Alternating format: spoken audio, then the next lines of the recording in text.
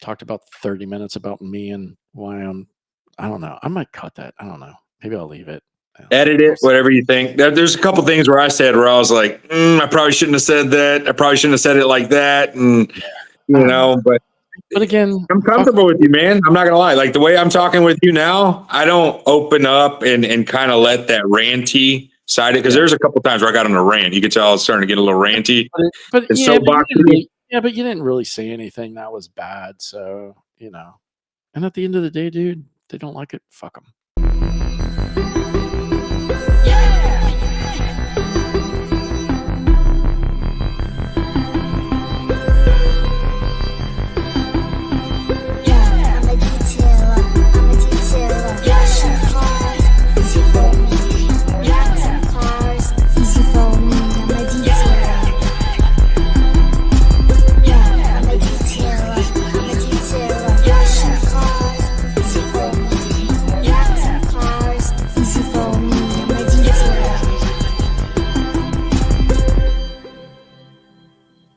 How about you? Man.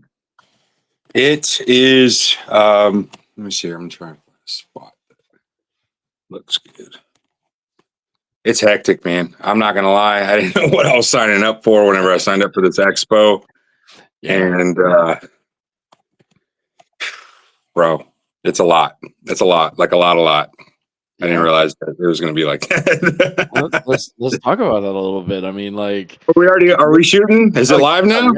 Yeah, dude. I didn't know that, man. Hey, give me a second. I was just randomly talking. I didn't think we were actually podcasting already. No, listen, we're going, man. Dude, dang it!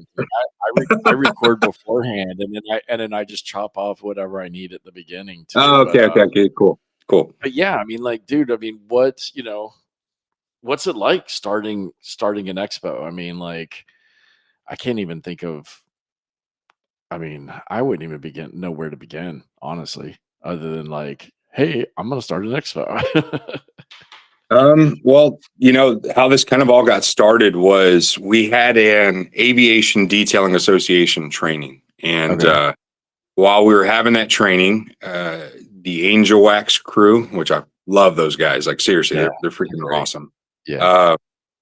Shout out Angel Wax. But was there with them, the round table. I think Sarah was there. There was a big old group at Cheesecake Factory. This was the one that was last year, right? I think so. Yeah. I want to say Road FS was there because they're pretty much always there. But we were all sitting there like, hey, imagine an expo here, because the museum is phenomenal, man. It really is a state-of-the-art facility. It's beautiful. And I asked, everybody that was around at that moment, I'm like, what do y'all think? You think this is something that we could pull off? And my thought process when we first originally kind of had the idea, if you will, in the beginning of it all, was to make a luxury expo, but then also bring the higher quality of standards of professionalism forward. Because at the end of the day, say anything that's in the luxury detailing industry side of things, whether if it's aviation, luxury auto, yachts, the clientele are another level. And the way that you operate business, you have to make a change. There's no ifs, ands, or buts about it. So what we were kind of thinking is what if we brought a higher end expo that brought more than the status quo and made it an experience around just elevating the industry, the genuine professionals, the ones that know how to act right. I mean, let's just call it for what it is. I mean, one thing, I'm dumbfounded. Truly, I'm dumbfounded coming into the detail industry. And it's like, I know that there's some quality individuals that do things morally and ethically, and it's not all fluff and a show.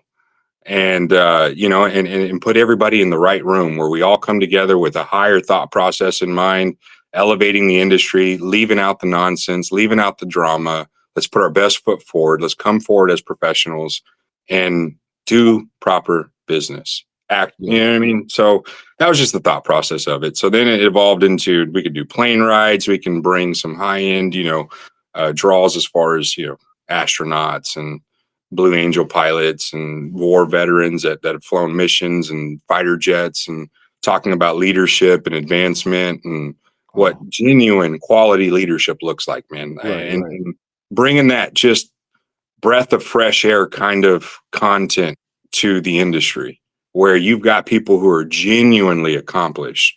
We're not talking about just an entrepreneurship, but people who, I mean, are the boldest, the bravest, the have the stripes on their back of living life, if you will. You know what I Yeah, mean? yeah, And bringing those individuals, astronauts. I mean, that the tenacity and the drive that you have to have as an individual just to be able to be an astronaut. Like, that's incredible to have an interview and to be able to have a Q&A and life lessons and leadership lessons and all that kind of stuff from people that are truly accomplished, truly accomplished. And let's have an expo around that. yeah. And so that's what we did. That's what we No, did. And that's awesome, man. I mean, listen, I've had Kirk on a few months back to kind of talk about it leading up. I just had Bob on Rossman last week, actually, and so he wanted to dive into it a little bit. So, I thought it was perfect time to obviously you and I have like been playing tag trying to get you on the podcast for a while now. So I was like, man, like, this I was is a starting to wonder if you thought I was like stuck up or something. I was like, I swear to no, God, he thinks I'm no, stuck no, up. You know what I mean? Like, I'm blowing him off. no, and I kind of think the same way sometimes because sometimes it's like, it's like, okay, well, they're busy. Like, okay, and then I start thinking of like the next people I want to have on, and sometimes it's like I kind of forget, and then I'm like, oh shit, like I forgot to reach back out because now they were busy and I had all because I'll usually try to do. I mean, most of the time it's week by week, but sometimes I'll try to do 2 or 3 weeks at a time. So by the time I get to that third week, now I'm looking at the next 2 or 3 weeks and I kind of forget sometimes. So I was like, man, he probably thinks I'm just blowing him off. But no, like I was looking for somebody and this week and I was like, man, you know what? Like now would be the perfect time because we're coming up. It's like a month away pretty much. And or no, not Two, even, right? two Yeah. weeks. It's a couple of weeks actually. Yeah. So I was like, maybe, like we do this and maybe if there's anybody on the fence about kind of going to it, having Bob talk about it last week, getting you to come on to kind of maybe, and again, I feel like, Kirk told his side from the round table, right? And then Bob came on and kind of told his side a little bit from, a detail brand or a detail company aspect of Carbright and then having you come on and talk about it like on the aviation side, hopefully, it'll kind of cover everything. So no, like I'm excited to learn a little bit more about it. And The see big how it question is, are you goes. going to be there? I unfortunately am not, dude. If We you so hate we were America, just say it, man. Just say it. so no, no, no, no, no, no, no. It's not that, dude. So I'm just so playing. I was actually talking with Jason and Mike from Aquatech, and I was like, man, Mhm. like, maybe we should try and go. And so like we kind of looked into it and it's a little bit out of our budget to do a booth the first year, right? So we're like, well, maybe we just go boots on the ground, like we guerrilla style it like we do Mhm. SEMA, just show Mhm. up and be there, whatever. And then we started looking at like the dates of it and we're like, shit doesn't work for us because it's that first part of June and we already have a commitment like 2 weeks later to go to Dallas for the refinery because they're one of our distributors. So we made a commitment to them to go out there and kind of support them and do like a demo day and all this stuff. So we don't really have the capital to do two trips to Texas in a 2 week time. So we're like, all right, well, next year we'll plan for next year, right? So, So we threw this together pretty quick. yeah, We knew that we wanted to do it, but we were having a hard time with getting logistics on our end with the venue. And then finally came together and we're like, all right, we got like 6 months to put together a show. You know what I right, mean? right, But we know, the industry, I really do feel the industry, we want to make an impact, man, a genuinely yeah, a positive impact. And I don't need to harp on the roundtable. Everybody knows what the roundtable is about. And yep, honestly, salt of the earth individuals over there in the Oh yeah, leadership side of yeah, things, and to bring a bunch of salt of the earth kind of individuals, the breath of fresh airs, if you will, of the industry, and put them in the same room and all that kind of stuff. Like, that's what this is about, is to show there is a better foot, there is a professional side of things, and that's the focus. We were even going to do a gala, like a legitimate gala, and we're like, you know what, not this year, the first year, but we're going to do it the next year. Like, we're right. really about bringing a high quality event through and through in every aspect. Everybody putting Yeah, their best foot and forward. I mean, everything I've heard about it, I kind of, I kind of think it's a good thing. I mean, when I was talking with Bob, he said, there's going to be, you guys are doing like a big Top Golf night. Mhm. Um, there's going to be like some other things like going on around it as well. And then too, I kind of like that you guys are trying to, slot it in where like SDC kind of was, like that middle of the year, middle of the country, so it's kind of a little bit easier for both sides of the country to get to or whatever.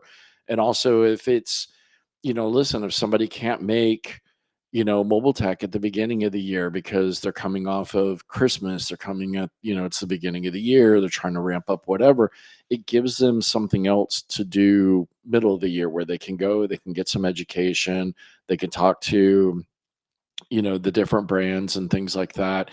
And kind of the same thing, if they can't make SEMA, it's just nice. I mean, I didn't get a chance really to do STC except for the very last year, unfortunately.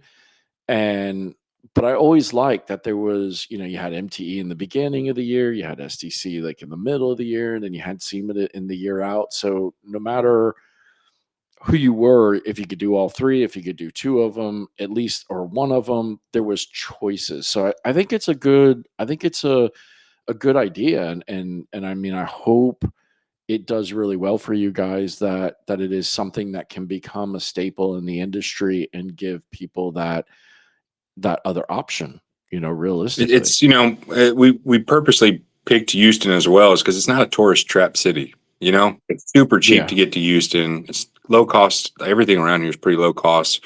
There's lots to do. You get, you get whatever you're into, you got it. You got like beaches, we got beaches. You're into the city, we got city. You're into the countryside, we got countryside. Whatever you're into. Literally, right. it's the area for whatever you're into. So, yeah, it's just a good spot like that. And then one thing I will make note: we're going to be changing next year to where it's going to be in April. We're going to make it an April event. But Okay.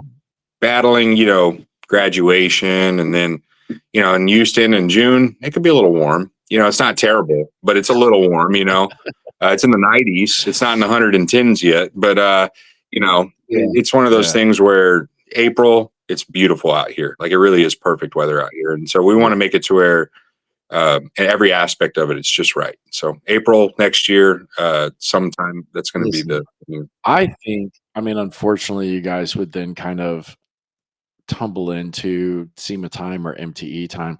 I think you guys need to make it in the fall, right? I mean, we're you open. got We're you open got to the suggest. Texans, like you could come out, you could do the expo for a day, you could go see a Texans game. Like you should schedule it to where it's always on a home game. Hey, baseball, man. Baseball's where it's at. I mean, I'm not a baseball fan, I'm a but football I fan guess too, that's though. a So good I mean, hey. I guess yeah, I guess that's a good thing. I always forget that there are people who are into baseball and basketball And it's too, but, rugby season right now. You got uh, to show some love to rugby. yeah, yeah, You're a rugby watcher? I am not, but, I do know that some of my, Scottish and Australian, listeners are rugby fans, so, they'll probably still call it shitty rugby. We don't pass as much It's in not the. real Oh, I not mean, we got a really bunch them. of foreigners in the U.S. now playing. We consider them foreigners, but you know what I mean. So they Yeah, bring the yeah, style over here, but we still have quite a few Americans in our major league rugby. yeah. Yeah. Yeah, yeah. No, that's cool, that's cool. So you're I into the love rugby? rugby, bro. I love rugby. Yeah, Cool. yeah. My daughter plays it, and she plays it at a very, very high Wow. level. Like, she's very good, man. I'm very proud of her. She just played for the USA rugby team in the South Division at a tournament just last month in Tampa. So she's got big aspirations, man, and I have no doubt that she can reach them. I'm very, very happy for her. That's awesome. Are you do you so let me ask you this, like kind of dad to dad, because that's a pretty tough sport. I mean, I know, the NFL is, whatever, but everybody's like, rugby's like way worse. Do you ever like stress or worry, My about phone's her? dying. One second. One second. All right. This podcast is sponsored by Detailed Image. What sets Detailed Image apart? Their outstanding customer service and fast shipping on 3,000 detailing products from almost 100 brands, plus their extensive product descriptions, detailing blog, and how-to guides make it easy to choose the right products for any job. And here's the best part. Listeners of the Detail Solutions podcast get an exclusive 15% off with the promo code DSP15. That's DSP15 for 15% off your order. Another option for the pros listening is their incredible wholesale program that saves you on average of 15 to 30% off. In 2024, wholesalers saved on average of $699. There are no fees, no commitments, and no subscriptions, just huge savings.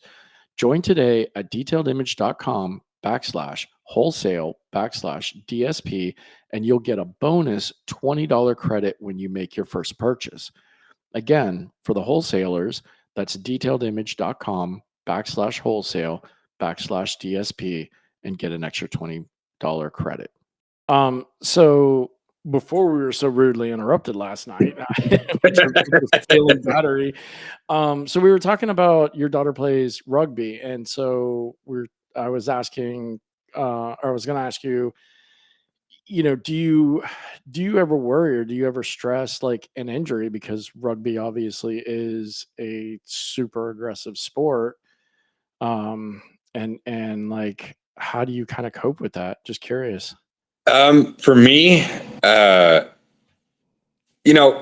she's already broken her finger. That's the only thing she's broken. Lord, Oh, you that's know, good. Yeah. that's glad that it's just a finger. But Right. other than that, I don't stress too much, man, because I'm not very much of a helicopter parent. Okay. I want my kids to kind of get hurt. I want them to go out there and make bad decisions. Not Right. talking about anything that's going to affect them long term. I'm not a bad parent like that, but The I, screwdriver in the socket so they learn not to do it again. yes, Yeah. like I am that parent. I don't do stuff for them. Hey, Dad, can't I want to see you try at least 2 or 3 times before I even hop in? Like Gotcha. I'm very much rough. What some people might consider rough on my kids. I like to rough house. I'm always, throwing them around, hitting them. We play the flinch game, and I'll hit my 13-year-old. You know what I mean? But she'll hit me too. I got a bruise on my arm, literally. Right. You know what I mean? But we're just. I don't baby my kids, man. I let them. They're girls, but like for instance, I got her out there mowing some of the acreage that we have. You know what I mean? It's like Yeah. I don't. That's good. I was just curious because I know, like with Haley doing cheerleading, and cheerleading is a very, I think it's probably the number one, like most injured sport or whatever. Mostly because of concussions. And um, I know of at least one that Haley had. Kind of unfortunately for us, it was early in her cheerleading career, and she got dropped. And we didn't think anything of it. We're just like, okay, she got dropped. She hit her head, like whatever. Yeah, yeah. We didn't think anything of it. And she said she had a little bit of a headache, this and that, and whatever. And we gave her some medicine and whatnot. And it wasn't until like 2 days later when we were at the next practice, and one of the moms, who her daughter was one of Haley's bases, and she was like, "Man, is Haley okay?" Because I forget her daughter's name.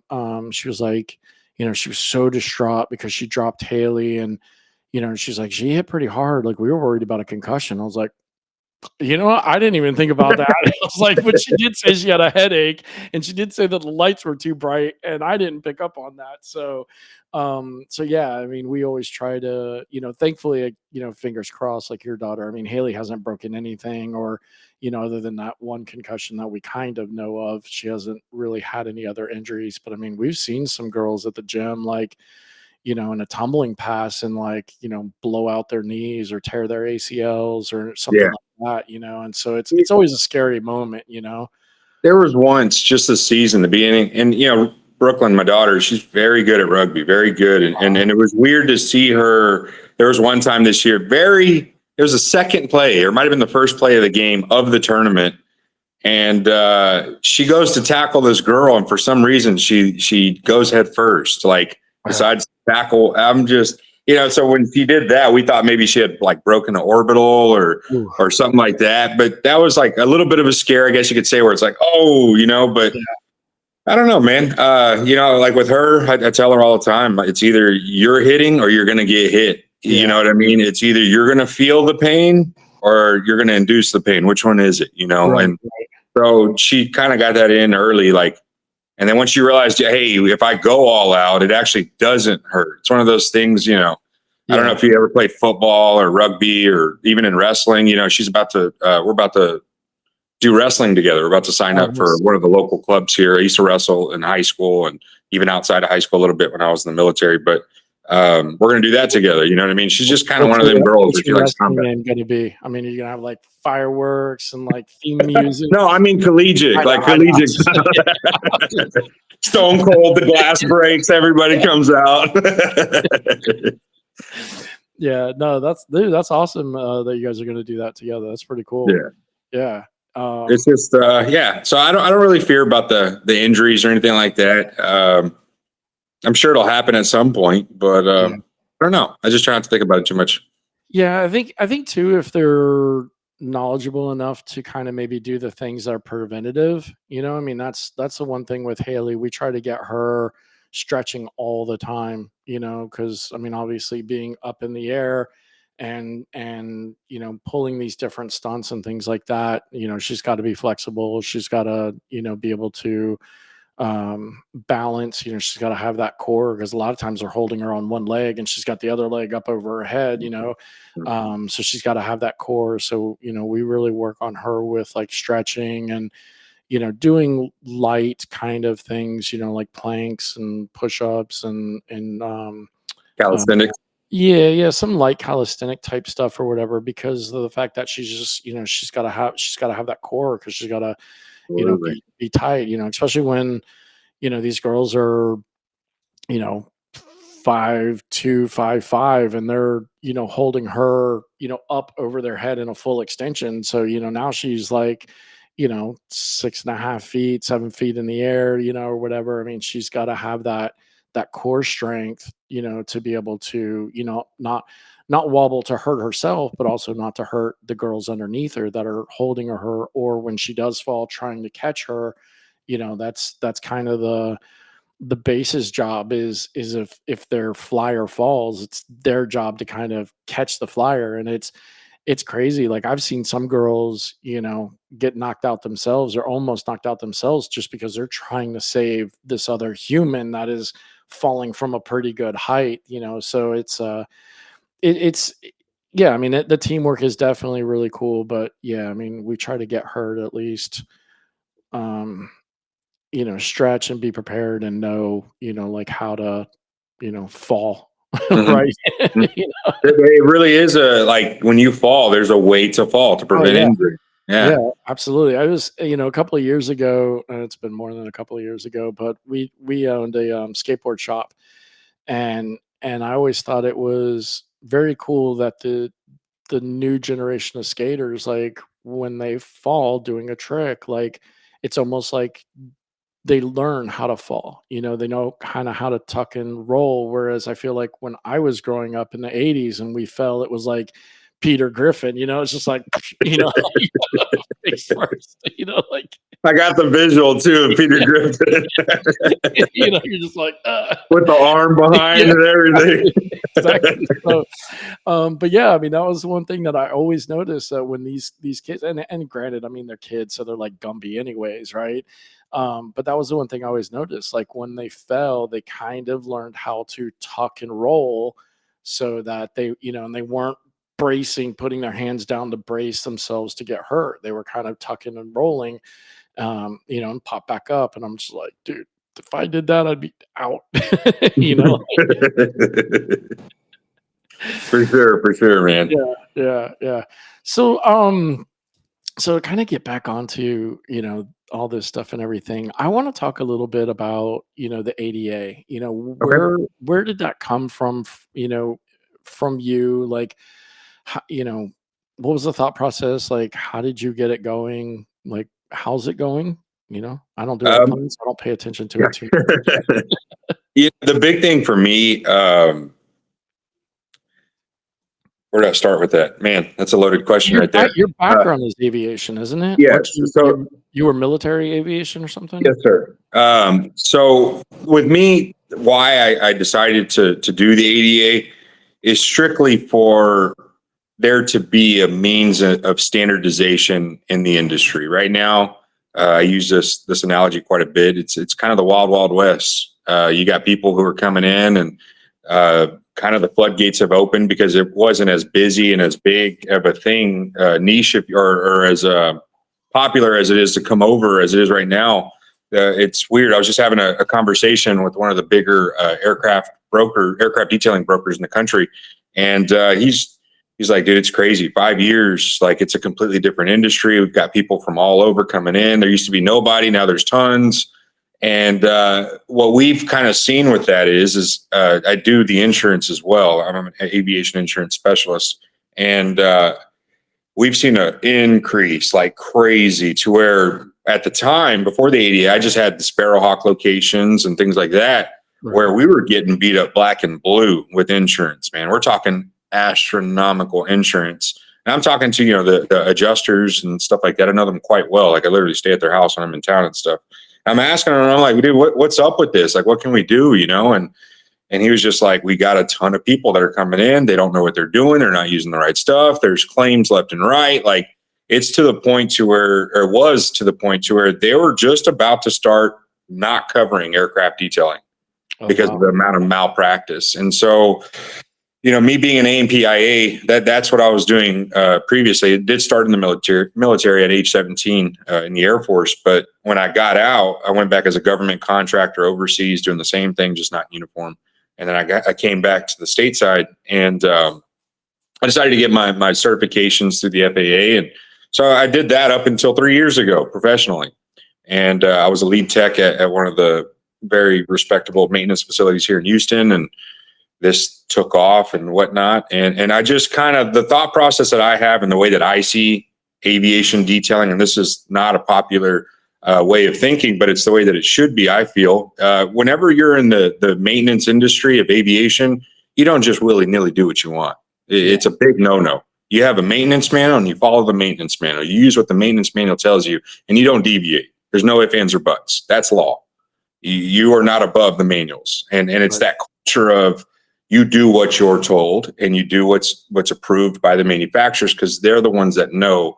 And at the end of the day, there's lives at stake. It's not like it's a car where you just pull over, can't pull over in a cloud in an aircraft. You can't. Right, exactly. Yeah. So, that reverence that you have to have in order to maintain aircraft in any capacity, we need to start seeing that in the detailing industry. We got individuals from all industries coming in. Oh, yeah. And it's one of those things where that's not a culture thing. It's you don't have that kind of reverence when you're detailing cars, tractors, motorcycles, boats. It's not a big deal. It doesn't really. But with aviation, I mean, it's even in our airman's creed. It's in everything. Talking about, would you stick your family in there? Would you, when you're done? That's the kind of thought process you need to have. That level of reverence. So that was the big focus with the ADA is let's get these people legitimately to where they're knowledgeable of aircraft, the systems and the static ports and the pitot ports and how not to kill people, basically. You know what I mean? The danger points and stuff like that. And then professionalism, the way you carry yourself, the mentality, you can't act the same way as you do from the automotive or marine industry and think that you're just going to come in with the same kind of mentality. You have to make a change. You know what I mean? You have to, the clientele is completely different. And if you don't have your crap together, they're not going to call you back, plain and simple. Right. You know? And I would assume, just my limited knowledge of it is, when you're dealing with an automobile, you're dealing with anybody from a 16-year-old kid to, an elderly person, all walks of life. When you're dealing with airplanes, you're dealing with somebody of a higher economical state, right? So One yeah, percenter. right. So yes, there is a different way that you have to speak, carry yourself, present yourself, and everything like that. I would imagine. Absolutely. Absolutely. 100% correct. So that was the big thing is offering a means of segregating the real deal professionals from the fly by nights. And then not only that, but we have a lot of even already established quote unquote aircraft detailers that are long term, and that's all they do is aircraft. But from my perspective as an AMPIA and the way that, I think of long term preservation of aircraft safety, all that kind of stuff, that it takes, sorry, I lost my train of thought, bro. Literally gone. Dude, happens to me all the time. Holy cow. I almost fell back too. Goodness. Sucks getting Ever old. since COVID, man, ever since COVID, I got COVID Oh and yeah, get those, like, they'll just drop, like, boom. yeah, Oh, that's what I was saying. Sorry. The yeah. biggest thing is, like, even with the ones that are established and there's still a ton of bad traditions. Right. And that's another thing is we're trying to correct the decades of bad traditions. You got people out there with brushes and water hoses and pressure washers and using God knows what chemicals. And they're just, it's silly and nonsense. And so Right. even down to the chemicals that are out there now and present, all the head honcho type chemical brands, they're old 70s and 80s technology. Like technology has come so far to where why do we have to stick with bad practices? There's a new era of technology when it comes to chemicals. So why stop there? Let's go into this new era of preservation and protection of the aircraft and to make sure everybody's good. And also, most of all, more efficient. Yeah. Like it's all about making money. The more efficient we are, the more money we make. We're not doing this for free. You know what I mean? We're doing this to provide a better life for our families. So that's kind of the big goal with that, man. And then, the insurance aspect, we partnered up with three of the biggest insurance companies in the aviation side. Now it's three. It used to be two. Now we have three of them, to where we're able to offer some pretty substantial discounts on insurance to the members, to where that equates to thousands of dollars a year. So truly an association that has the members in mind and doing whatever we can to help and protect them from the direction that the industry is going, which is not a good thing. I'm not happy with the way the aircraft detailing industry is going, but we're doing everything we can to combat that and to put it in the right track. Yeah, I mean, I think it's probably, just like probably anything. I mean, boat detailing, auto detailing, and I've said this, a million times. I believe it's all due to COVID. I mean, people either got, lost their jobs in 2020, or, started doing work from home, and then, all of a sudden now the the jobs want them coming back, and they're like, yes, are you really, you gonna get in there? And then they want them to come back, and they're like, no, I want to stay working from home. And it is an easy thing that, you can run down the AutoZone or Walmart or wherever, your detail superstore, and, buy products and start detailing. And it's not just detailing, I think too. I think it's also, see it a lot in probably landscaping, house cleaning, all these jobs that are service based, that you doesn't take a lot of money to get Mhm. started with, Mhm. so yeah, I mean, I could definitely see that. I mean, I've definitely noticed more, aviation detailers popping up in my timeline after 2020. Whether it's TikTok, Instagram, or Facebook, I think a part of that has to do is because the aviation industry is somewhat protected from recessions and bad Yeah. technical, Well, like you said, take. it's 1%, like, if you At the can end of the day, afford an airplane, like, you're not hurting. and not only that, but these individuals that own aircraft, they're wise with their money, and they get richer when recessions happen. To be Yeah. honest, like it is what it is. When recessions happen, they get richer, and so the aviation industry doesn't slow down. It really doesn't. Yeah, no, no, exactly. And it's funny, I was just out to dinner the other night with one of my buddies who's a pilot for, actually he's a captain for a major airline, and he was showing us a plane that he's thinking about buying. Um, I mean, granted, it's not like a jet or anything like that. I mean, but Hey, it's any plane right. It's is still about, yes. I think it was like, it was an older King Air, I think, or you're something. gonna buy a King Air. No, maybe not a King Air. It was a double prop, but I mean, it looked real nice. But I mean, it was like 190K or something like Okay, yeah, that's that. not a King Air. King Airs, you're looking at a mil plus. You know what I mean? Yeah, I don't know. I forget. It was a little bit bigger than a Cessna because I think it sat like uh 4 to 6 people or something like that. But I mean, it It's it, probably like it a small looked, twin engine Piper or something like yeah, that. something like that. But I mean, it looked good for Yeah.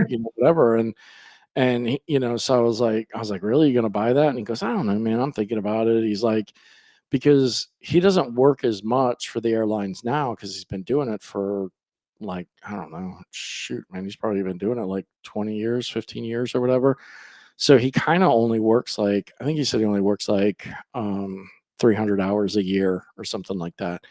But he's like, I don't know. He's like, I could buy this. And he's like, instead of flying out of Orlando or Central Florida or whatever, he's like, I could pick up a shift, somewhere else. He's like, and then I could fly myself there, jump in, get my hours, get paid, and then fly back. And so I was talking to him, and I was like, yeah, but I mean, like, isn't it expensive, dude? I mean, even a small plane like that. And he's like, oh yeah. He's like, there's insurance, and then the fuel, and every, like, so many hundred of hours it's got to go in for maintenance and inspection and yada yada yada. I was like, jeez. I was Yep. like, all right, By good luck. law, every aircraft we got to go in through what they call an annual or 100-hour inspection. Yeah, that's So what it was. whichever 100 one comes hours. Yeah, first. Yeah. yeah, So if yeah, you fly a lot, typical average, you're not more. Most people don't fly more than 40, 50 hours a year. So yeah. never get to that 100-hour mark. But you got the ones who fly a lot, and they're doing 100-hour inspections before their annuals even due. So Oh wow. yeah, yeah. Yeah, that's crazy. So how has the response been to the ADA from people, from aviation detailers? I mean, are they, like, excited about it? I mean, are they You on have board? Is half it? of them that are all for it and they love it, and we're bringing them on board. And then you got half of them who they have a preconceived notion of what we're about and what we're trying to do, and I think they feel threatened. And some of them they should be, just being honest. Yeah, But I think that's just what it is. I think a lot of times people they have something, and then when they feel the shift of an industry, they get nervous. So the first thing they do is they just try to, they're this, they're that, they're not, and they start just bashing. And all it is insecurity. You can right. tell the loudest ones are the ones that are the most nervous, and that's just the way it is. Yeah. Do you guys try to promote, like, to FBOs or airports or things like that? Like, hey, if Absolutely. you're having a detailer come on premises, like, you should ask them if they're in the ADA, or you should at least Absolutely. ask. Okay. We actually partnered with a major FBO at our next class. It's going to be with Jet Access in Dallas, and then Okay. we got one in September with them. So, and we're actually got on deck for next year with another FBO. So we've got FBOs and airports all over that are starting to see, and everyone has experienced the headache of how it typically is with aircraft detailing. We're Right. trying to create just a simpler way of going about it, if you will. Individuals that are easy to reach. We have a directory on our website to where everyone who comes through gets trained, and we know that they've been trained to the kind of the way that we like to see things done, and safety and SOPs and all that kind of stuff, pre-inspections, post-inspection checklists. We got all kinds of stuff that we do to verify that we minimize as much liability as possible for all these individuals. Because at the end of the day, that's the game in aviation. And this is my honest opinion. I can always tell who the legit aviators are, the ones that are business true business savvy in aviation is because the first thing that they're thinking of is how do I minimize my liabilities? Right. Because Murphy's Law, I always talk about Murphy's Law, but because it's an aviation thing, it teaches that right Right. from the get go. If anything can go wrong, it will. So you got to Yep. make sure you got your butt covered in every aspect. You got SOPs and things like that to make sure that Murphy's Law doesn't come and take everything Yeah. you've been building. You Yeah. know what I mean? Exactly. Because it Exactly. can be just like that, bro. And so you can always tell those genuine aviator entrepreneurs because from the get-go they got those safeguards in place and they think with that kind of mindset. Right. Yeah, and it's a whole lot different than oopsie, I scratched the paint on your, insert car here and now I've got to, repaint your fender or your hood or something like that, like that's yeah, I'm pretty sure one oopsie on an airplane could pretty much ruin your not only your business but your life as well. Could be. There's I talk about this one just of late because it's one of the more louder ones, if you will, and I've already gotten permission from the underwriters to talk about it openly. Yeah. um, you got one guy who I use it, like I said, in the classes where he went in, he was insured. Luckily he was insured, but he had proper aviation insurance. But with that being said, he didn't have enough. So he went out there. He's been detailing for a couple of years. He's had the same insurance policy. The person who was insuring him didn't really know how it works. He was just like a auto and house No. insurance person that has a means of getting it, but doesn't really understand it. So Right. he was only operating with minimal limits, working on expensive aircraft, and he punctured a hole in the aircraft with a scissor lift. So it Oh, was a substantial cost. 1.2 million was the loss or was the claim, uh, oh, and he was yikes. only covered for $40,000. Oh, It's not funny, but it's yeah. Yeah, I mean, it's he's funny but not in a not good funny. Yeah. situation. He's Yeah. not in a situation. So of course they're going to be coming after him. Of course they're going to try to get made whole because that's just what happens. But with that being said, that means your whole livelihood is at stake. Your house, everything Oh, you yeah. own, all Yeah. because you're not prepared or you don't have the right people in your corner, not knowing how the industry truly works and what you need for coverage.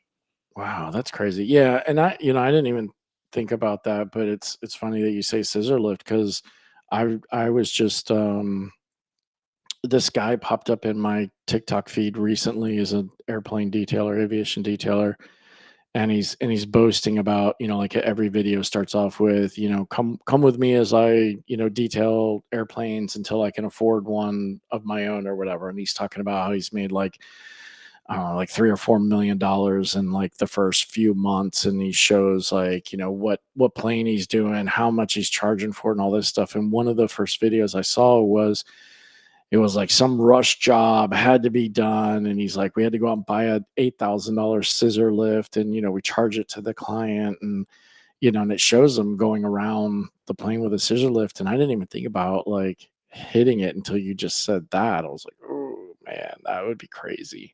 Mhm. It's Yeah. yeah, you got to know what you're doing. You got to make sure not only that, but your employees. Yeah. Um, so yeah, you got to make sure you're covered. But yeah, yeah. Yeah, that's nuts. Yeah, I've only done a couple of planes, and they were just because a good friend of mine was like, "Hey," I was already doing cars for him, and he was like, "Hey, we've got these planes in the hangar getting worked on. Can you wash them?" And I was like, "Dude, I don't know anything. I mean, I'll come do a rinseless wash on them, like, and they'll just be what they be." And, the guy's like, "You can't step here, you can't do that, you can't get water in the static here, you can't." And I'm just like, so I'm like, I'm gonna clean around everything. I'm gonna do the best I can, and honestly, like it was a one and done for me. It wasn't enough money, really. He was kind of one of those friends that still wanted a deal. Didn't want to like, hey man, I'll support you and I'll give you this work, but I still want a deal, and I was like, nah, it's too nerve wracking for me. So I was like, I'm out. That was the only one I ever did. I did do the interior on it for him, I think like another time or something like that. Cause that I wasn't too worried about because it was just, it was like boat seats, kind almost, like the vinyl on it was very reminiscent to, the seats on a boat or whatever, and then just vacuum out the carpet and whatnot. So Absolutely. Yeah, that was my experience as an aviator detail aviation detailing. One and done, baby. Gotcha, gotcha. Yeah, No, it's you know, if you're up for it, you know, have at it. Just make sure you know what you're doing and you're yeah, protecting yourselves. yeah. I mean, is there really, like, good money to be made at it versus doing auto? Or, I mean, are you still kinda running into those, like No, there is. There absolutely is. But there's just more with it. You know, yeah, the insurance alone is a huge undertaking and overhead, you know? So gotcha. that's the kind of thing where you got to count your costs before you even get into it and make sure that it's something that you're willing. And not only that, but you got to make sure you're willing to elevate you, you Yeah, know, the mentality, the way you go about things, the professionalism, the way you walk, the way you talk, the way everything, you know what I mean? right, It's a right, true shift if you're going to genuinely make it in this industry. right. And then correct me if I'm wrong, but with Sparrowhawk, did I see you're actually launching products now with that? So they don't. There's a different entity than Sparrowhawk, but yes, we Okay. got into the chemical industry. What I was finding with myself was in within the franchise, we had all these different chemicals. We had chemicals for marine, we had chemicals for automotive, we had chemicals for aviation, and they were all in our vans. But you know, like where we're at in Houston, it's hot. That van in the summer is 140 degrees. Yeah, So we were like going through chemicals that were just sitting in that oven, going bad, and a lot of waste because we weren't doing that many boats or automotive stuff. It was just whenever like an aircraft customer had something or something like that. right, So my thought process was this is eating us alive as far as our margins and overhead.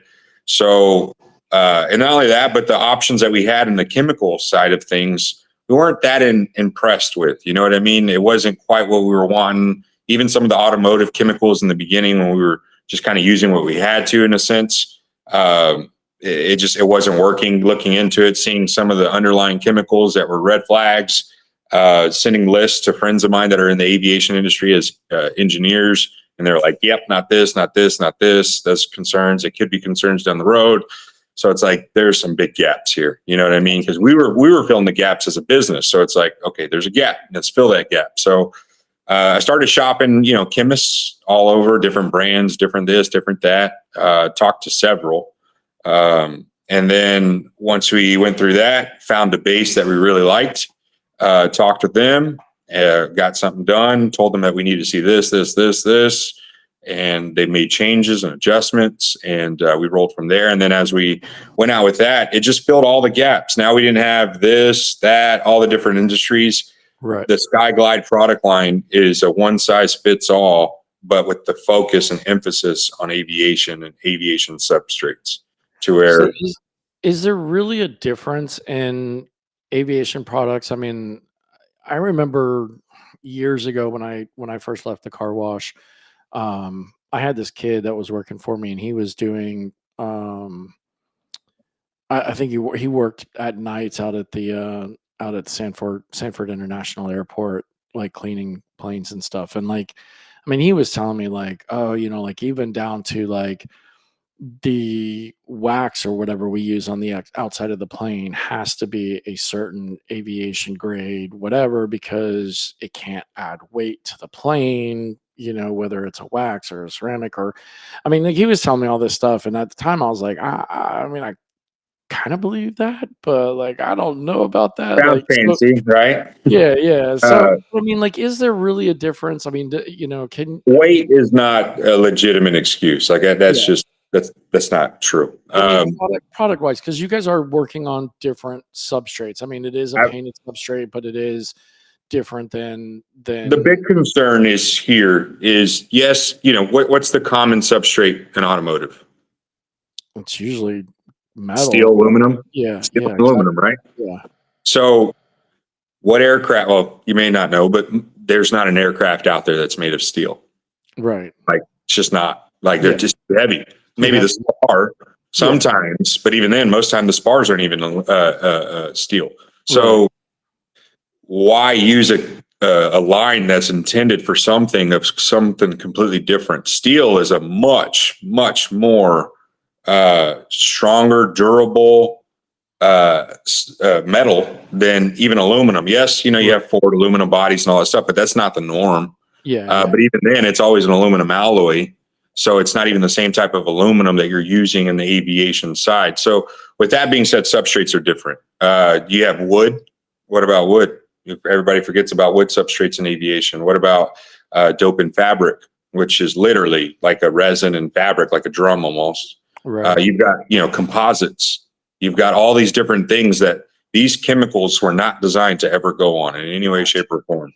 So whenever you use those, and they might be safe, they might be this or that, whatever, but long term, okay, yeah, it looks good. It does good for the first, how many ever times you might wash an aircraft, but the longevity of it. Me myself as an AMPIA, I've done inspections on aircraft where you see corrosion spores forming in the flap tracks, aileron tracks, in the bellies, and things like that.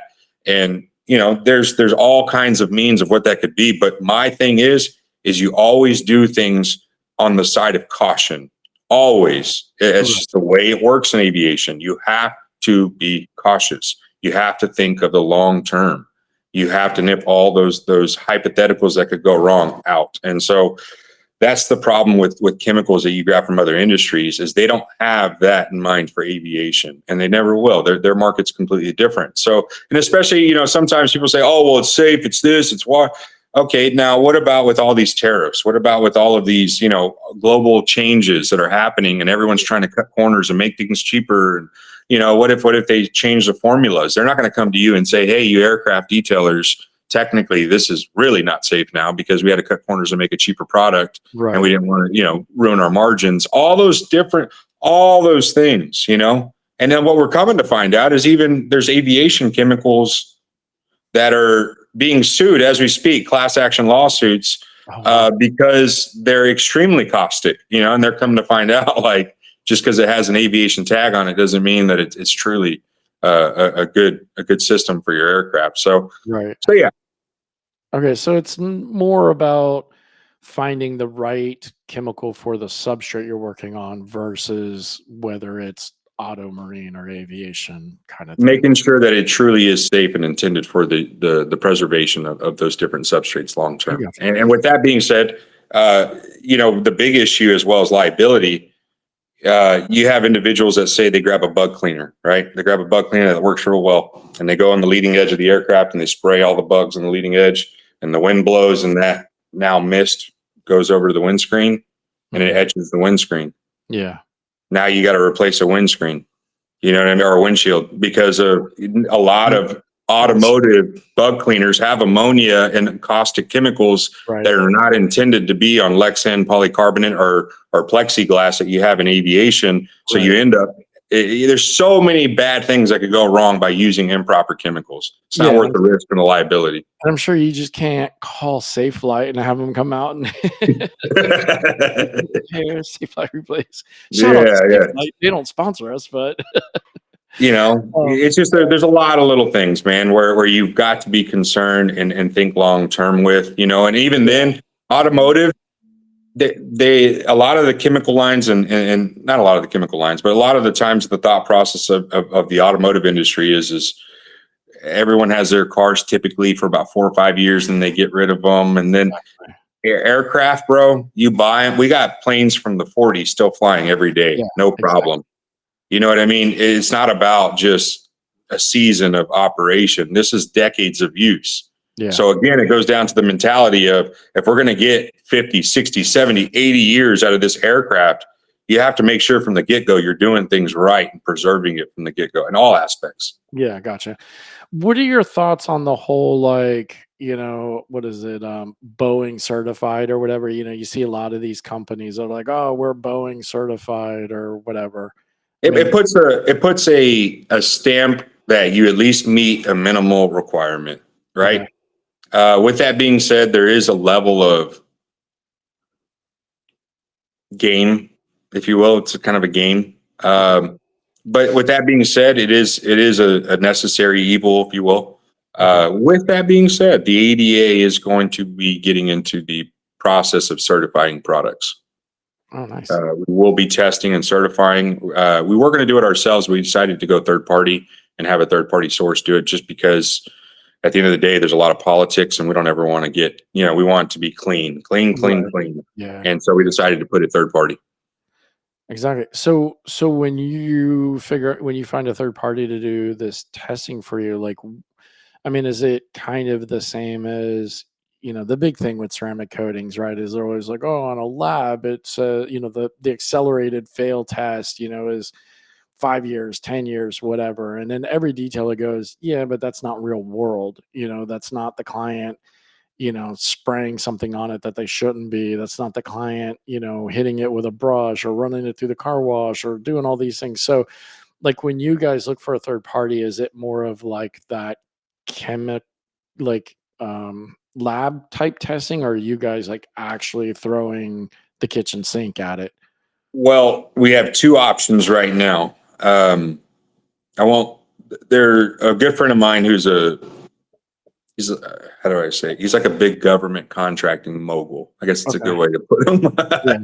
Yeah. He's got a team of engineers. He builds companies and he works with the government. And he's got multiple members on his team of engineers that have done government testing of products specifically for aircraft.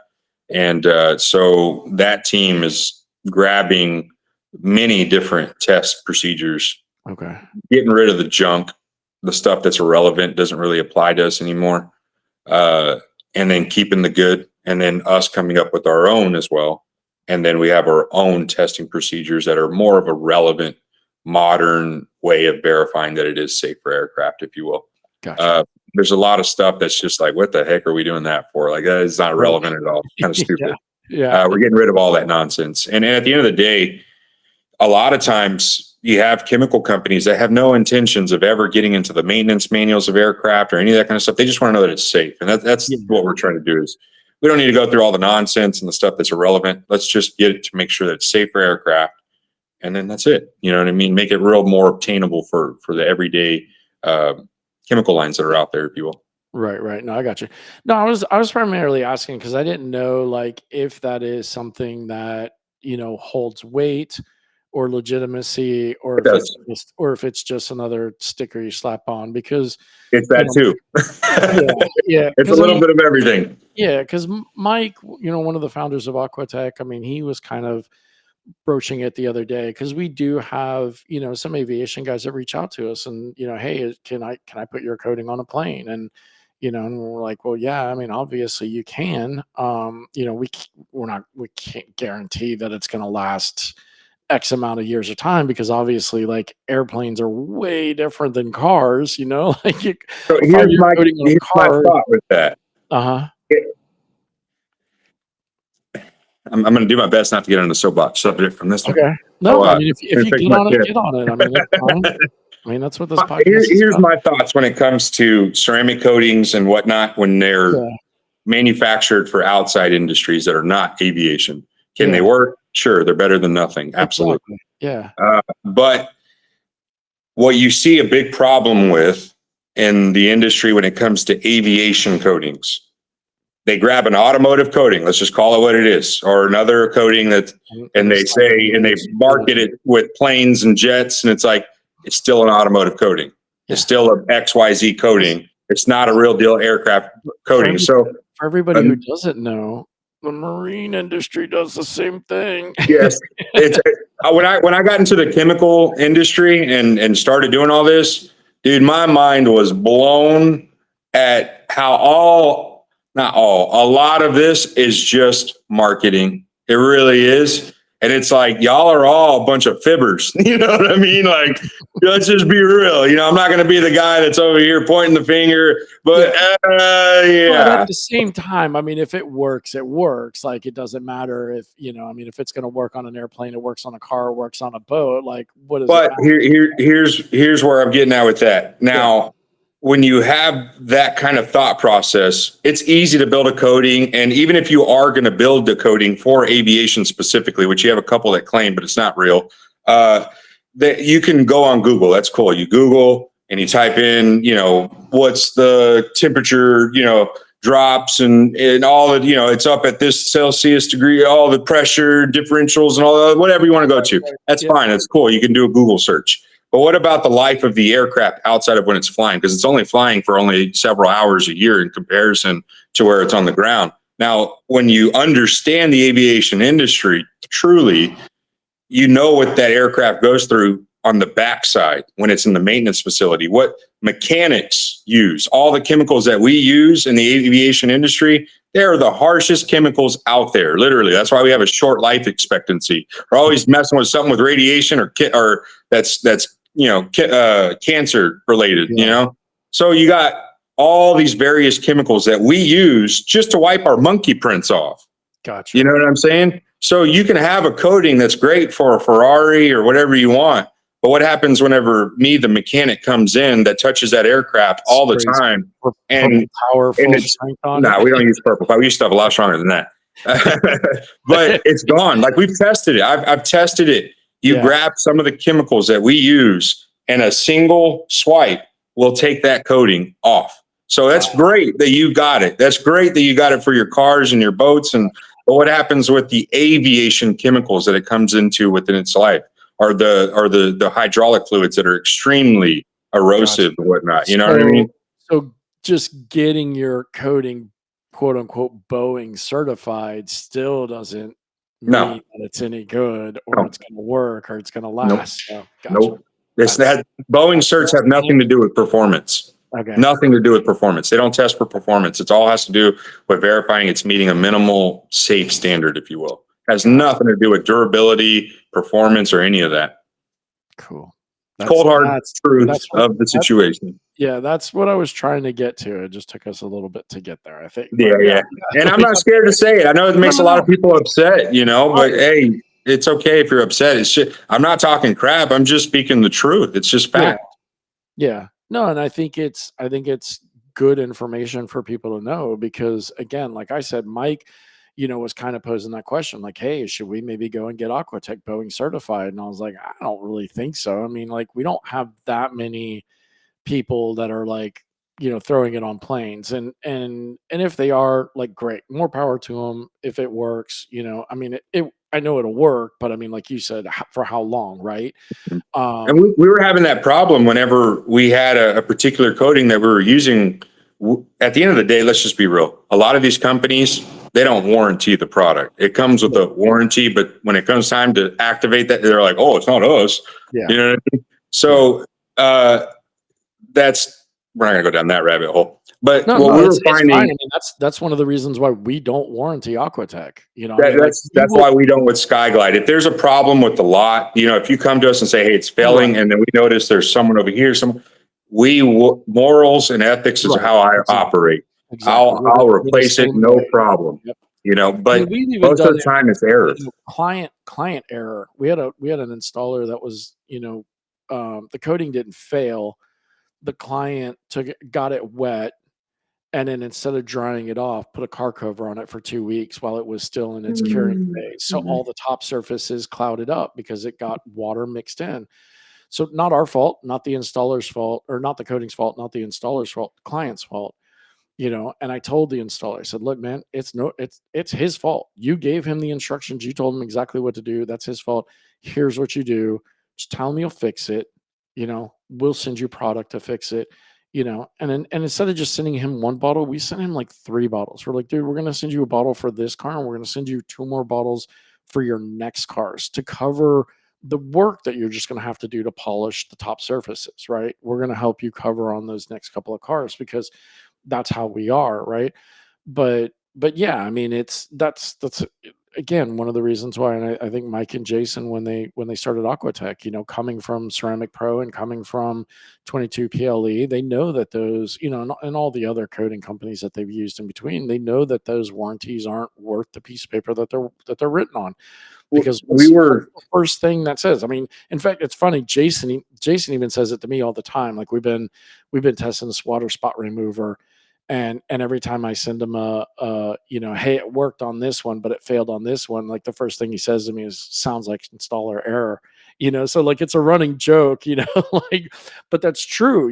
Like the first thing you try to go to a coating company and say, hey, the first thing they go is like, well, how'd you install it? Sounds like you did it wrong. You didn't wait, you didn't do it right. You didn't, it wasn't, the right temperature outside, and the clock wasn't on the dial right, and the birds weren't flying in a certain pattern, like You didn't hold your breath right. yeah, exactly.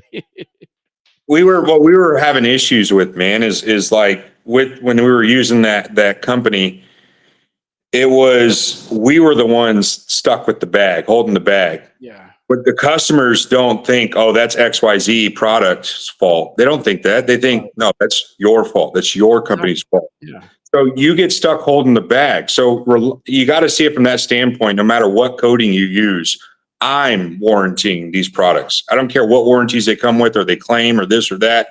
right. I'm the means of the warranty in the customer's eyes. I lose the customer if this company doesn't back me up and so on and so forth, or if I don't do things right. And it was just enough times of, okay, if I'm selling this product at years and I'm not even getting to a specific point, I look bad. Yeah, Not the ceramic company, not me. And at what point is enough enough? You know what I mean? Where because right. I'm having to get more, I'm having to put more top coat and other little silica based sprayers to make it at least perform like it's still there. And it's like this is not right. Right, This isn't it's good. your time, it's your labor, and yeah, So eventually, it was like, okay, we need to come up with a legitimate aviation coating that where the customer doesn't have to stay on top of the maintenance department and say, don't use this chemical, that chemical, blah blah blah blah. right, You're messing up my no. How about you just do a legit aviation coating that is much more durable to those things?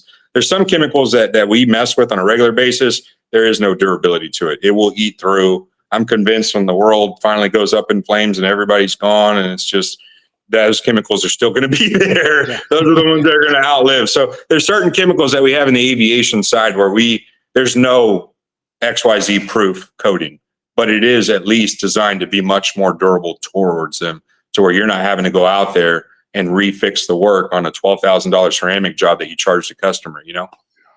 yikes.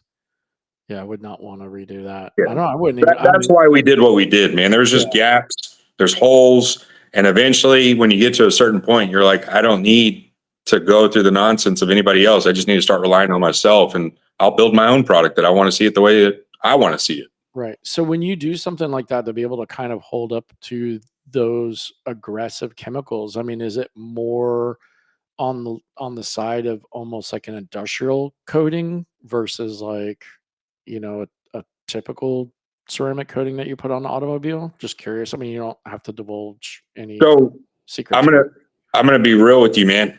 Full transparency, which is the best way I like to be. I'm not a chemist nerd. I don't Yeah, know all those ins and outs. I don't mean nerd in a derogatory way. Nerds are good. yeah. But like it's above my head. You Okay. start No, talking I was about all just these. yeah, I I was just just curious. what I did was I tell them I want to see this in performance. I want to see this. This is the chemicals that we use, and they know what those chemicals are. So they okay, this Yeah, is what it is. So they do their own testing in house, and then they say, okay, try these samples. We tried it, and then no, don't like it, and then we go back to more samples and try it, and then finally dialed it in and and whatnot. And then after it was all said and done, I sent the chemical list to a couple of buddy engineers that I have in the aviation side, and they are all like, "Yep, nice. that's safe and cool." And then we rolled with it, and we Yeah, make little tweaks here and there. We're happy with the base of everything. Like overall, now it's just dialing it in more for creature comforts. You know what I mean? yeah. No, I was just curious because, I know, like, I mean, I know IGL has Eclipse. I know Term Crow has Strong. I think, I don't know, there's a few other ones that have come out with, I think, System X just came out with an industrial coating or whatever that I know is like supposed to be made for more abuse to corrosive type chemicals. But from what I understand with those is then they usually don't really provide the gloss or the UV protection like you would typically get with, an automotive coating. So I was just wondering if it kind of leaned more on like that industrial side for the strength and everything. So There's no two parts to it. All of yeah, our stuff are legitimate solvent based coatings, yeah. Okay. and whatnot. Nice, nice. Oh, that's cool, man. Um Yeah, I mean that's yeah. So let me ask you this because I was don't know if you know Angela Gillum. She does big ass yachts and everything. What's the biggest plane you've ever detailed? So the biggest plane that we've gotten was, I'd say, was it 737? I think a Oh, wow. 737. Yeah. Yep. Jeez. We did it for I don't know what, I think they're more of a cargo company, if I'm Oh, thinking okay. correctly. I don't want to say the company out loud. I think they went bankrupt actually just about a year ago. But yeah, it was a 737. I don't remember the They, dash number on it, but it was a okay. 737. They're paying for those expensive ass details on it. That's why they They went up. just wanted us to do from the windows down, and Yeah.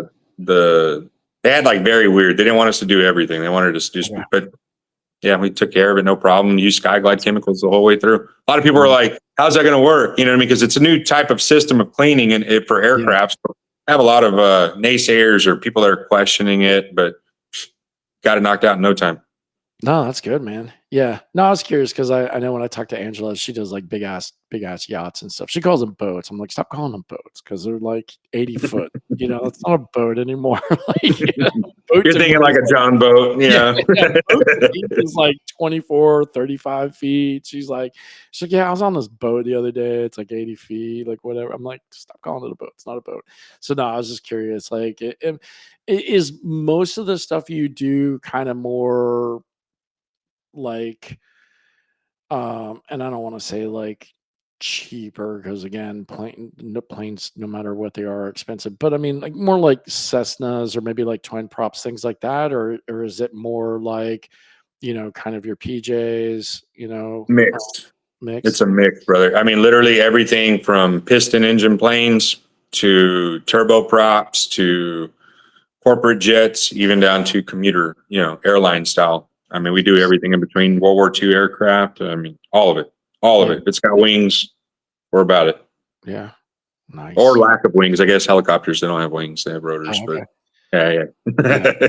So how different is a helicopter than a plane? I mean, other than being like smaller, I guess? Yeah, there's not too much of a difference other than obviously there's no wings. You got all your rotor, you got all your smash plates and all the mechanisms that you got to worry about. It's more of just knowing what to clean, what not to clean, where to get chemicals into, where not to get chemicals into. Because a lot of times you have a lot of pivoting parts when you start getting into the mechanisms that turn the rotors and whatnot. There's a lot of what we call dog bones and things like that are pivot points that bolts go through. You Right. can't, they're all lubed and greased to exactly how they're supposed to be. If you just Gotcha. go in there and start spraying or whatever, you're removing stuff that's supposed to be there. Right, right, So right. it's having an understanding of the mechanisms. And in the classes, like I'll show like generic, like, hey, anytime you see anything like this or anything that spins or turns or pivots, we always go over those areas, and it's kind of just putting those principles into place. Yeah, but it's the Yeah. same thing. Same thing. Yeah. No, that's cool. Static ports are in different spots, but for the most part, the systems are the same. Gotcha. And for everybody who's listening, we talked about static ports a few times just because also I'm curious, like what happens if you get water in a static port? You're asking me the question? Yeah.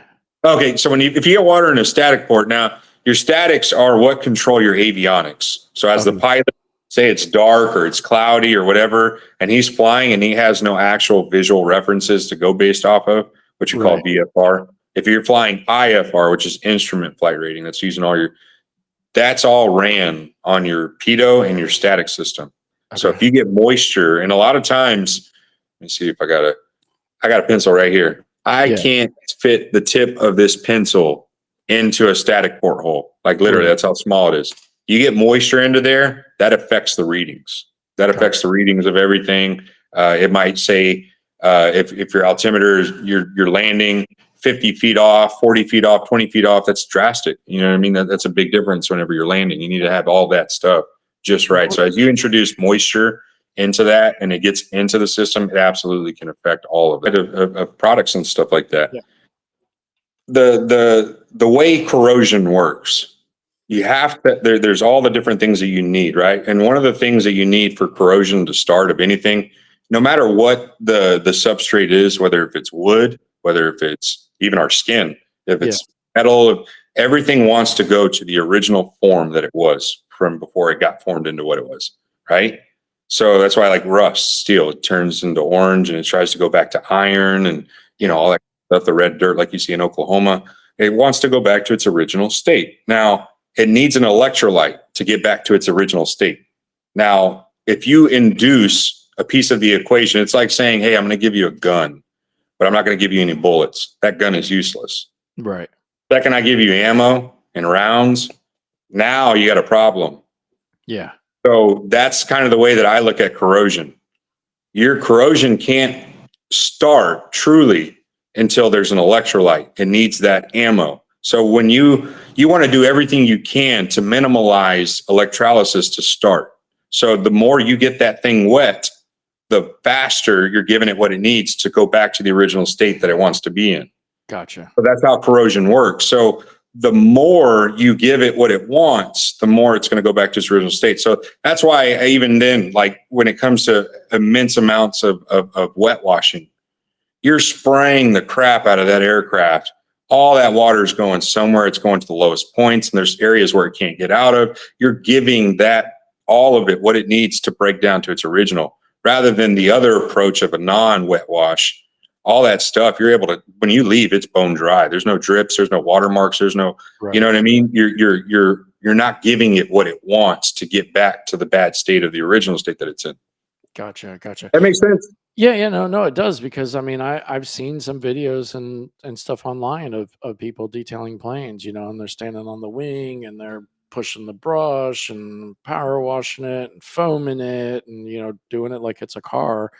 And it makes sense because, talking with Eddie Fusa, who does, he primarily only works on Ferraris, he does concourse level detailing. And one of the things he was telling me is, especially those older Ferraris, like F40s and stuff like that, they have a lot of open areas, that are vents or mesh or whatever. And if you just get in there and you pressure wash and you spray, water gets into areas where it's not supposed to and then creates rust. And he was telling me a story of, some guy that had an F40 and let some detailer, wash it that didn't know what they were doing. And, so much water got down into the engine compartment because, the whole rear end is open, for the most part, mesh openings and things like that. And the guy didn't know it. And when, it came time for Eddie to detail it, there's so much rust on engine parts and components and things like that. So no, I could totally understand, because it's kind of the same principle, and definitely don't want to get water in places water shouldn't be. And it goes back to the original thought process of preservation. We use these planes for 50 plus years, easy. You don't want to give it the ammo that it needs, right? You want to minimize that every single time you can. Because if wet washing it every weekend, I promise you, man, you're going to have corrosion all over that bad boy, all over that bad boy. You know what I mean? With time, of course. Yeah.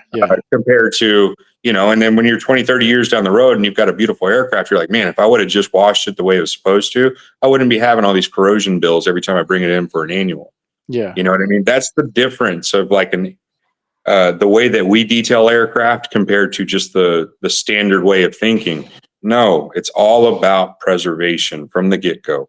Yeah. Our job is to make sure it's safe, it's going to last as long as possible, and the life on board is safe, even if it's 20 years from now. Who knows? They might sell that plane 30 years of bad practices of washing and say there's some bad corrosion somewhere. You know what I mean? Like that's something that you got to take care of now, so there won't be problems down the road. I mean, I think that's a good point. I mean, and not just for aviation, but even for, the automotive side too, because, everybody wants to go and cut paint, with the heaviest cut and the heaviest pad. And, oh man, I did a 2-stage, 3-step, blah, blah, blah, blah, blah, whatever, and the vehicle might not need it, talk about preserve the paint. Let's hit it with a medium, something or other, just. And that's actually a big thing we run up against in the 88 when we're instructing in the class and we tell individuals, hey, you're not chasing swirls. They're like, what? You're not? Like, yeah, you're not chasing swirls. Like, that's not the name of the game. And they're like, oh, this is easy. And it's like, I guess in a sense it is easier, but the thought process is different. We don't think, let me get every imperfection, because you're removing paint that needs to be there for not just 4 or 5 years like a car. Yeah, We got to exactly. make this last for 5 or 6 decades if we can. You know what I mean? Right. So Yeah. we try to just preserve it. So when we, detail and we're doing paint correction, and that was one of the soapbox subjects of some people that you may know, where it's paint enhancement. And I agree. Yeah. He absolutely right. It is an enhancement, because correction, you're taking away all the defects.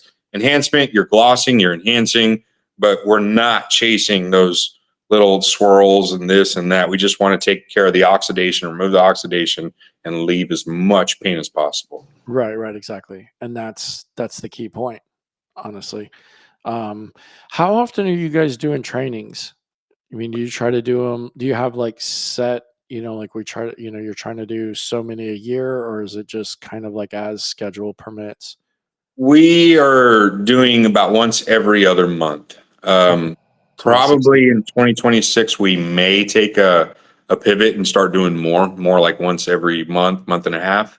The demand is there. We've got tons of applications, man, and we're starting to get to a point to where I think some people are, we get all these applications that come in, and it's like they're not getting back to me, and it's just like the classes are filled up. For you to be a member, you got to come through the class to make sure that you're doing things at least to our standards. Gotcha. And then, so it's hard to get everybody in these classes. So we understand that we got to just do more classes to Yeah. to meet the demand of all the applications. How big are the classes? I mean, do you try to keep them relatively small so that everybody gets, the attention that they need, or is it kind of We like, cap them out at 15. okay. And that's where we try to be at 15, but we typically have between 4 to 5 instructors in every class. So the student ratio between student to So instructor is really one to well. 4, 1 to Yeah. 5, something like that. Yeah, and that's realistically, the comfortable spot, because then Mhm. everybody gets time that they Mhm. need, and they don't feel kind of like left out or whatever. For Yeah. sure. No, that's awesome, man. And just to kind of wrap it up or whatever, so if anybody is listening to this and wants to get into aviation detailing, where's the best way for them to reach out and get information on the ADA? Can they go and sign up? Any of your, website, socials, any of that stuff? So you can go to the Aviation Detailing Association.com website. You go to the events tab, and it has all the events of trainings that we have coming up. So there's that way. Then you can contact me online. You can contact Brandon Thomas. Or Daniel Kramer. We've got the whole team of the ADA. You can reach out to any of us individually, or just online, reach out and do an inquiry there. I'm not hard to get a hold of. So if you see me online, or just shoot me a message, or call me if you've got my number.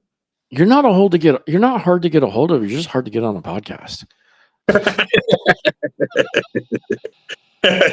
Dude, I was no joke starting to think. I was like, dude, there's a curse on this right here. Every time we came to do this, there was always something that just seemed to kind of pop up. But It's all I'm good, glad we man. finally got it done, man. Dude, listen, it's I'm a firm believer in good things come to people who wait, and sometimes I feel like, if I miss a podcast with somebody, or we just don't connect, it's because when we do connect, it's gonna be good, or it'll be a lot better than maybe it would have been, or something. So no, I mean, I didn't stress it at all. I knew when the time was right, we would link up, and it would be a good podcast, and hopefully it was. I mean, I definitely got some good information about aviation that, I definitely didn't know.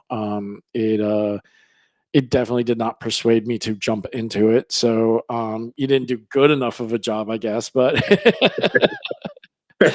but I mean, definitely, I feel like we got some good information, and hopefully that the people that are listening to this, that are maybe even contemplating it now, they kind of know. Maybe the people that are doing aviation detail, that maybe they didn't know something, or maybe they're like, yeah, that motherfucker's speaking the truth right there, kind of thing. So no, I definitely appreciate it, man. And yeah, I'm glad we finally got to do it together too. So, Absolutely, man. Absolutely. So ADA, Aviation Detailing Association.com, and then skyglideaviation.com for the product line. okay. And we have Rupes products there as well. We've got some exciting things in the works that we've we got coming down the pike. It's going to be amazing. And Nice, I don't I'll tease it, but I don't want to talk about it just yet. But we've got some really amazing things that are coming, industry changing things, okay. truly, and it's going to be a lot of fun. It's going to be good. So Awesome. keep an eye out for the Yeah. direction of everything that we're doing. And listen, let's when you get ready to make those game changers, let's link back up and get back on here and Love to, man. when you can talk about them, and then let's talk about them. I'll tell you real quick, man. I want to say this. Okay. Out of a lot of the individuals that you hear about, and I try to do my best, honestly, to not get too into the detailing side of things. Yeah. I tip my toe in every now and then, you know what I mean? But dude, you got a great reputation, man. You really do. Like, I hear nothing but positive things about you, and everyone says that you're a good, honest, moral dude, man. So that was at first. I'm not gonna lie. The first couple of times, like, I don't know if I want to. I don't really know this guy. Yeah. Started kind of asking if they're like, no, dude, he's solid individual, man. So you got kudos to you, man, for doing what you've been doing, and you got a good reputation, brother. You're doing the right thing. I have to make sure I give those people a little bit extra bump in their promoting me.